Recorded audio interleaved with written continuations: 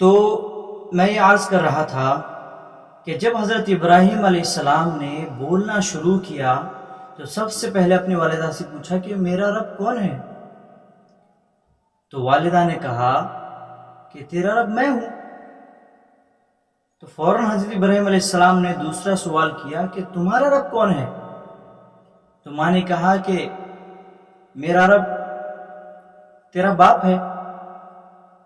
تو ابراہیم علیہ السلام نے تیسری مرتبہ سوال کیا کہ میرے باپ کا رب کون ہے؟ تو ماں نے کہا کہ نمرود ہے۔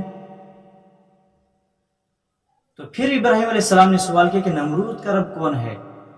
تو ماں نے کہا کہ نمرود کا کوئی رب نہیں ہے، وہ سب کا رب ہے۔ تو یہ ہے صفت ہدایت جو انبیاء علیہم السلام کی طرف خاص طور پر متوجہ ہوتی ہے۔ یہ ہے اللہ کی صفت ہدایت۔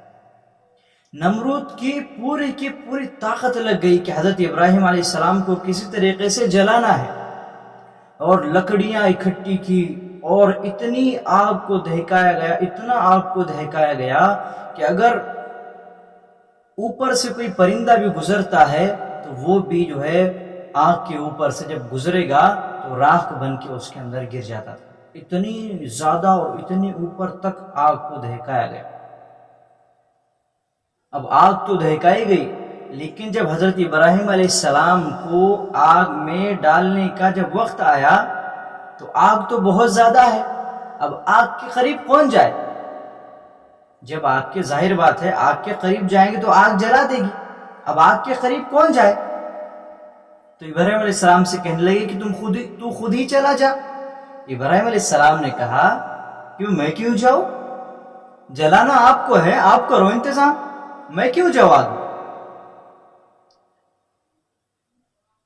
تو بالآخر جب سب پریشان تھے اور سوچ رہے تھے کہ کیا کیا جائے، کیونکہ آگ بہت زیادہ دہک رہی تھی اور آگ کے قریب جانے کی کسی کی ہمت نہیں ہو رہی تھی، کیونکہ آگ کے قریب جائیں گے تو آگ جلا دے گی، اور بہت زیادہ شدت جو ہے اس کے اندر پیدا ہو گئی تھی، بہت زیادہ گرم ہو گئی تھی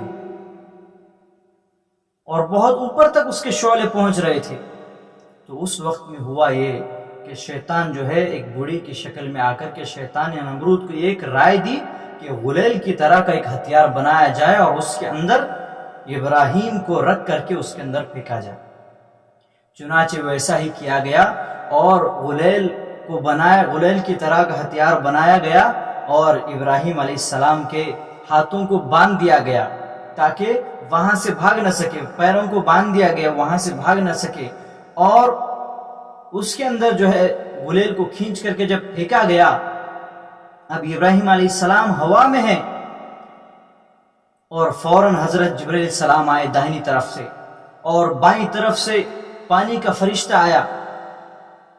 اب دونوں منتظر ہیں کہ حضرت ابراہیم علیہ السلام یوں کہیں اور میں جو ہے آپ کی مدد کے لیے آگے بڑھوں، لیکن ابراہیم علیہ السلام کچھ بھی نہیں کہہ رہے ہیں، ان کی زبان پر بس ایک جملہ ہے، حسبی اللہ و نعم الوکیل، حسبی اللہ و نعم الوکیل، اور وہ خاموش ہیں۔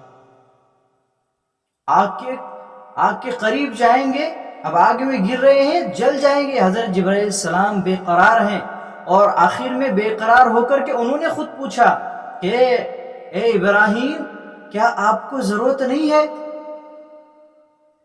ابراہیم علیہ السلام نے کہا کہ ہاں ضرورت تو مجھے ہے، لیکن تمہاری ضرورت نہیں ہے، میں تو اللہ کا محتاج ہوں۔ تو جب جبرائیل علیہ السلام سے نظر ہٹی اور پانی کے فرشتے سے بھی نظر ہٹی تو دوستوں اللہ تبارک و تعالی نے آگ کو حکم دیا کہ یا نار کونی بردا و سلام علی ابراہیم، اے آگ ابراہیم پر سلامتی کے ساتھ ٹھنڈی ہو جا۔ تو جب ابراہیم علیہ السلام کو آگ میں پھینکا گیا تو آگ کے شعلوں نے اس طریقے سے ان کو گود میں لیا جیسے کہ ماں اپنے بچی کو گود میں لیتی ہے، اور آگ سلامتی کے ساتھ ٹھنڈی ہو گئی، نہ اتنی ٹھنڈی کہ اس سے سردی سے تکلیف ہو جائے۔